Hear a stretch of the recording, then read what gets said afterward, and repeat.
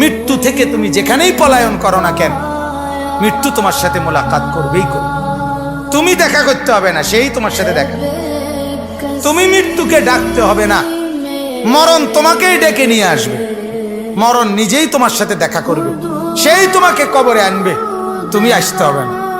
হাদিসের মধ্যে আছে, আল্লাহর নবী সাল্লাল্লাহু আলাইহি ওয়াসাল্লাম হাদিসে ইরশাদ করেছেন, প্রত্যেকটা নাফরমানের লাশ যখন খাটের মধ্যে করে কাঁধে তোলে, মানে কবরস্থানে নেওয়ার জন্য যখন লাশ খাটের মধ্যে কাঁধে তুলে নেয়, তখন এই পরিমাণ চিৎকার করে ওই নাফরমান লাশের খাটের মধ্যে।